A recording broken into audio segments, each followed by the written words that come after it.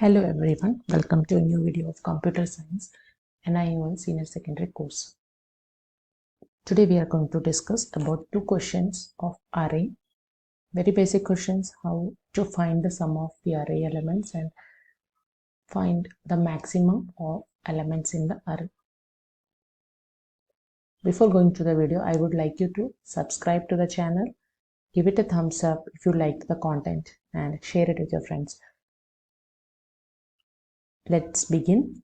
So already in the previous videos we have discussed about array, what is an array, how to represent an array and how to declare an array and how to initialize an array. So now we are going to discuss two basics program that are there in the array. So first one is sum of array elements. For this, the input that you need is an array with some elements, like consider you have 5 elements or 4 elements in that, and then output should be find out sum of all the elements. Consider if it is 1, 2, 3, 4 and 5, add all the elements, 5 get 15 as the output. Input and output is there, and process is the steps that you need to involve in your array program. Okay, so that we will be discussing now. Let's start. So two ways are there to do this question. One thing is you can already initialize the value of the elements in the array, or you can read from the keyboard or input from the user and then find out their output or their sum. These two ways can be used. Today we are going to do using initialization in this video. So the process that is involved is we need some variable that is we can assign it as 0, and consider this is an array with some elements. Consider I am taking the elements as 2, 4, 6 and 8. Okay, these are my elements. Now what is the thing I have to do is a of 0 is 2, a of 1 is 4, a of 2 is 6 and a of 3 is 8. Every time this sub should be added to each number. Okay, so when the program is to be written, you can take this as 0 and you need an iteration variable that is I starting with 0, so that it reads 0 and it goes on incrementing every time you increase the value, so that we can find the sum using this addition of elements. Okay, this is what to be done. So first time when the loop has to be executed, why these steps are repeated, we have to use this loop, for loop, and inside this for loop you can repeat these steps again and again,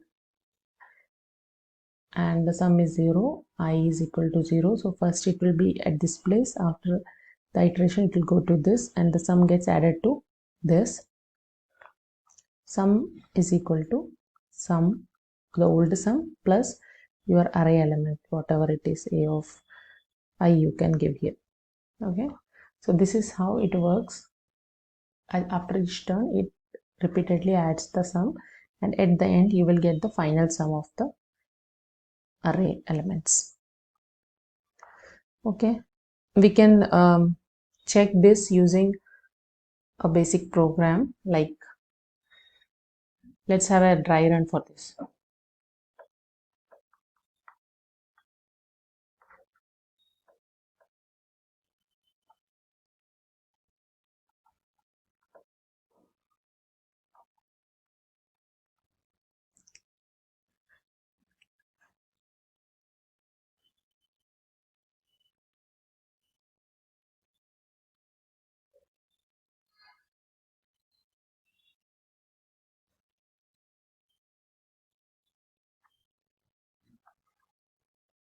So first iteration,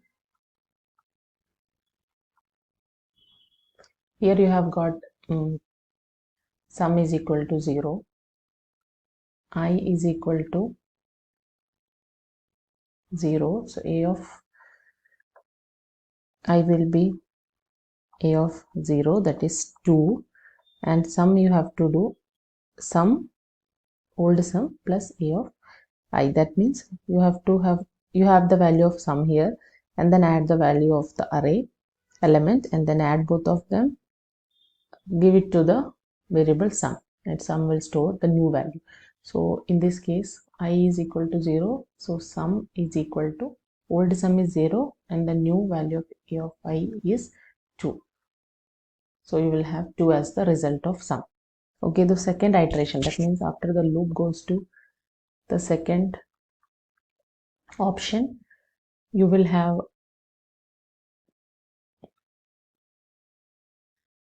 sum as 2, I becomes 1, and sum will be this one, sum plus a of I. So sum this time is 2 and a of I is a of 1. That means a of 1 is this value, that is 4. So 2 plus 4 will become 6. Next iteration, third iteration, you will have sum value as 6, I value will be 2 this time, and the new sum will be 6 plus a of 2. A of 2 means 6, so 6 plus 6 will be 12. The next final one will be sum is equal to 12, I becomes 3, and sum becomes 12 plus this 8. So in that case it will be 20. So your final result will be 20, because these many iterations are possible. So this is a dry run how the program works for your given array elements. Now let's run the actual program that you have to get for this. Let's see the program. So this is our C++ program where you are given the code, and already we have worked with this kind of program. So hope you understand. With the main function is the starting of your program.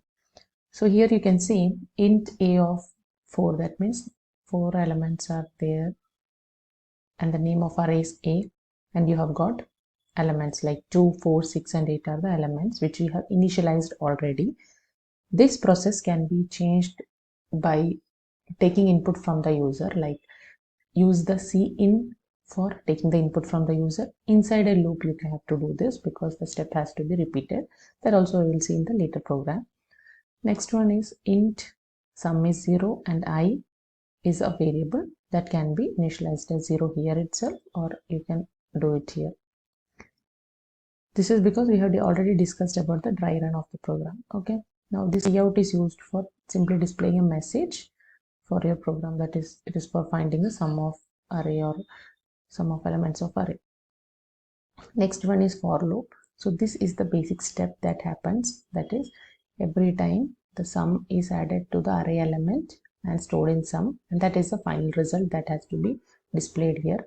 While loop, repetition should happen. First 2, then it should go with the sum and accumulate the next number, and then add it to 6 and then to 8. So that repetition has to happen. For that we are using this for loop, and it should go till 4. So after 4 you don't have elements, so it will start with 0, 1, 2 and 3 less than 4. Okay, and I plus plus every time it has to increase by 1.